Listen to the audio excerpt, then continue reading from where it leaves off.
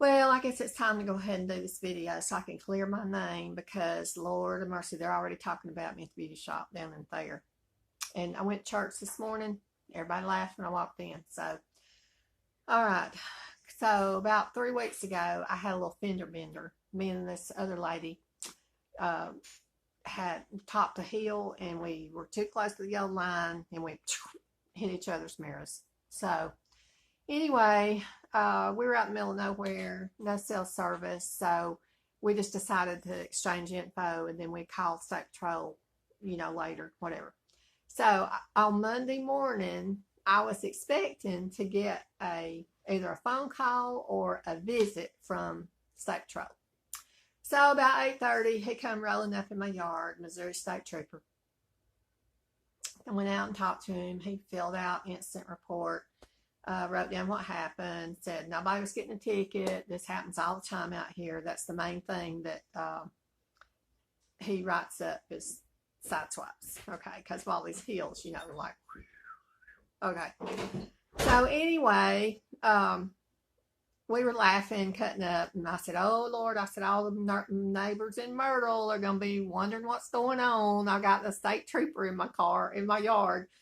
So he was laughed. He made a joke. He said, do you want me to handcuff you? And, we'll really give him something to talk about. I'm like, no, that's okay. Thank you. So anyway, he left. Well, about 10 minutes, he came back. So I was like, what's up? So anyway, I went out inside and I said, hey, I said, what's going on? I said, do you need me to sign something or, what's up? And he said, well, I've got something coming up on my computer, but he said, don't have good service out here. He said, I can't hear on my radio and the computers won't load and whatever. But he said, I got something coming up under Deborah Reynolds. I was like, okay. And so he said, but maybe it's somebody else, another Deborah Reynolds. And I was like, all right. So anyway, we were sitting there and then he said, well, still having trouble to get it to load. And I was like, well, I've got Wi-Fi. Can't you just come in my house and go online, we'll figure it out? And he's like, no, can't do that. So anyway, he said, well, ma'am, he was kind of laughing, like I didn't know what was funny. So he said, well, ma'am, what's the last 4 digits of your social? So I told him. He said, well, it's you. And I was like, what's me? He said, well, he said, ma'am, I don't know how to tell you this, but he said, I have 2 warrants for your arrest. What? I thought, what are you talking about? So anyway, long story short, he said, well, have you ever gotten a ticket in Doniphan, Missouri? And I was like, no. I said, I've lived here 4 years. I've never got a ticket since I've lived here. So he said, well, are you sure? And I was like, well, no. And then I said, well, hold on a minute. I got chemo brain. I have trouble remembering. Then I said, oh, wait a minute. I said, I do remember getting pulled over one time in Doniphan, but I didn't get a ticket. She just gave me a warning. I didn't have my insurance card with me. We had just moved here from Georgia, and they had mailed it to Georgia, and I had to wait to get it mailed up here. And I said, but I just got a warning, and she told me to go by the courthouse and show my proof of insurance that I had 30 days to get my vehicle registered and everything switched over to Missouri. So I did that. Went by the courthouse, gave all my info the next week. He said, well, ma'am, did she give you a ticket? And I said, well, no, it was just a warning. He said, but did she give you a paper? Yeah. He said, well, ma'am, we don't do that in Missouri. He said, we only give you a paper written ticket if it's a ticket. I said, well, in Georgia, they give you a written warning. He said, well, we don't do that here. Okay. So anyway, so I'm like, well, what are we going to have to do? And he said, well, ma'am, I'm sorry, but I'm going to have to take you to jail. I was like, what? I was like, okay, somebody's going to jump out of the bushes and say, you've been pranked. Nobody jumped. Well, anyway, so I'm sitting here trying to figure out what I'm going to do. And I said, well, then what? And he said, well, it'll just be paperwork. They'll have to fill everything out. And he said, it says here that there's a $400 bond. So he said, you can just pay your bond and, get out. I was like, oh my God. And so, anyway, so I'm like standing there trying to figure out what to do. And I said, well, I said, well, can I just not drive my car like to town and then you just follow me? Because I said, I got to go by the ATM to get the money. And he said, well, no, ma'am, you can't do that. He said, you have to ride in the state trooper car. And he said, but I will be glad to take you by the ATM to get your money. Well, wasn't that nice? So anyway, so in the meantime, I'm like trying to figure out what to do. And he said, I said, well, look, I said, I've still got on my sleeping clothes. I said, I got on this old t-shirt I slept in. I said, if I'm going to have to go to jail, I said, you just got to wait. I said, I got to go inside. I said, I got to get ready. I got to change clothes. Got to put my makeup on. And I said, and if I'm going to get a mugshot made, I said, there ain't no way I'm going to jail without lipstick.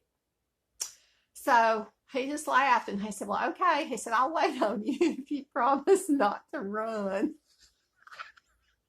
So I was like, oh my God, I don't know what I'm going to do. So I went in the house and I was like, on the phone, I was like calling my neighbor, George, who is the former sheriff of Oregon County. And I'm thinking by some miracle, maybe he can get me out of it, right? So anyway, no, I called, I couldn't get him. Well, then in a little bit, his wife called me because she had drove by while I was standing out there talking with State Patrol. I since found out that my neighbors were like all looking out the windows, trying to figure out what's going on. One of them even had the binoculars, looking. Janice, I heard you say that at church this morning, that they told you to get the binoculars. Well, anyway, so Debbie called me in a few minutes because she got worried because she thought maybe somebody got hurt or something and they were coming to tell me. So she called and she said, is everything all right? And I'm like, no, it's not all right. I'm fixing to go to jail. Well, she just bust out laughing. Oh, thank you, Debbie Underwood. But I was laughing too because it was hilarious. I was like, oh my God, I can't believe this. So anyway, I told that police officer that I said, you're just going to have to wait. I said, I got to go in and, get ready. And I said, I said, I'm not having my mugshot made without lipstick. So, we just have to wait on me. So I went in the house and I was thinking, well, what am I going to do? I got to call somebody. So Blake and Alvin are in the woods, logging, no cell service. Wesley's probably on the tower somewhere putting up internet in West Plains. Lori Beth's at work. So the only person I could think of to call is Tabby. So I called Tabby. Thank goodness she answered the phone. I said, well, I'm just calling to let you know I'm fixing to go to jail. And she's like, no, you're not. And I'm like, yeah, I am. I promise. There's a trooper in my yard waiting on me. Well, anyway, she just said, well, why are you not crying? And I said, because it's hilarious. Anyway, long story short, finally, George, my neighbor, former sheriff of Oregon County, funniest thing, he comes bouncing down through the yard with his cup of coffee, riding his Kubota, in his pajamas. Yeah. So he knows the trooper. So they start talking. Okay, I am in the car now in handcuffs. And they're just sitting there talking about old times. I'm like, can we just get on with this now? Now, I will say that George offered to pay my bond for me, but, I told him I was good. I had it. Anyway, so now the trooper's like, well, can we go by? He said, I really need to stop and do some measurements where you had that accident. Would that be all right? And I'm like, well, I guess. What? I'm in handcuffs. What am I going to do? I guess you can do whatever you want to. So anyway, so we're riding down through there.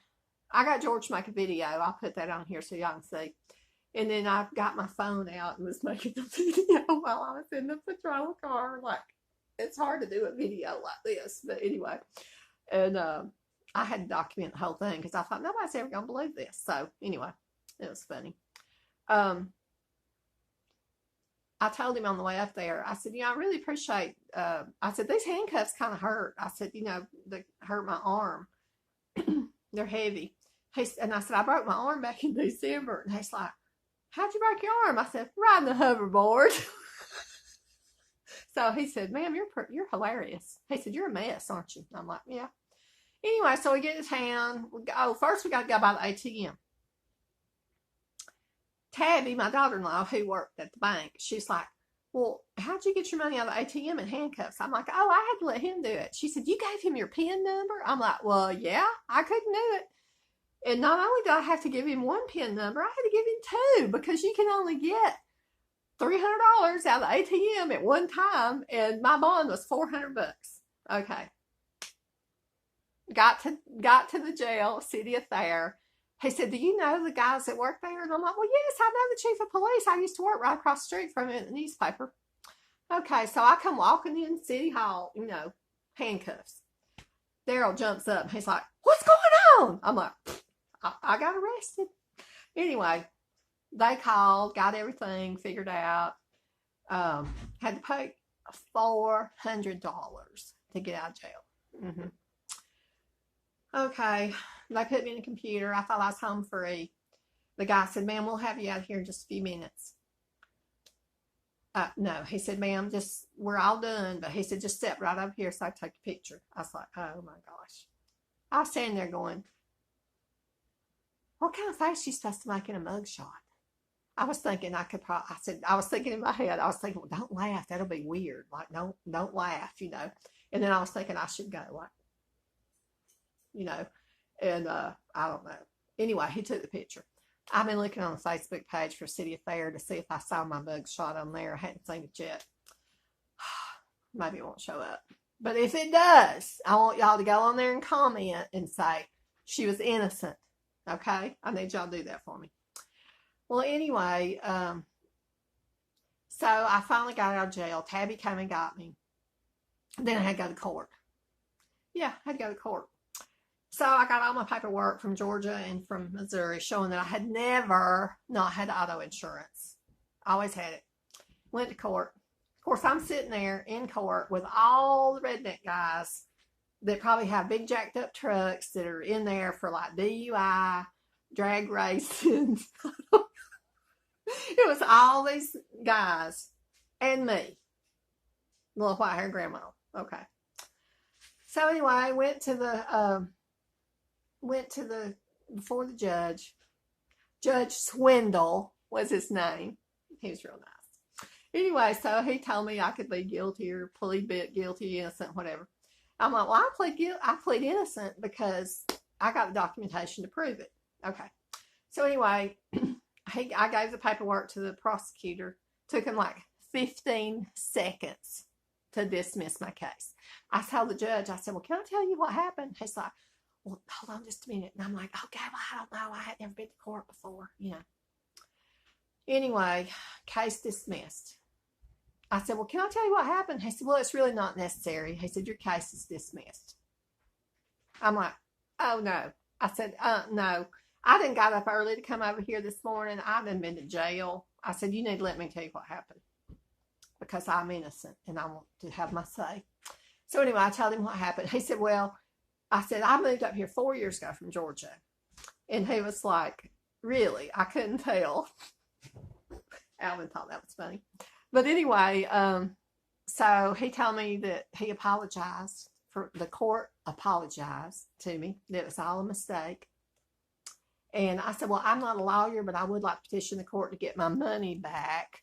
So he said, yes, ma'am. You go right downstairs. We'll take care of it. Got my money back. Anyway, darndest thing I ever seen. 63 years old. Had never been in trouble with the law. Got arrested. Alvin, you're married to a jailbird. Yeah. Blake been calling me jailbird. What? You married to a jailbird. Yeah. Yeah, married to a jailbird. Mm-hmm. I swear. Anyway, We'll start calling her Mugshot. Yeah, he called me Mug. He called me Mug. That's my new pet name. But anyway, so yeah, Blake's calling me Jailbird, and then Wesley called me Bonnie. He said Alvin was Clyde. Anyway, so case dismissed. My name has been cleared. Now you know the rest of the story. Y'all better be careful. Things can happen in small town USA.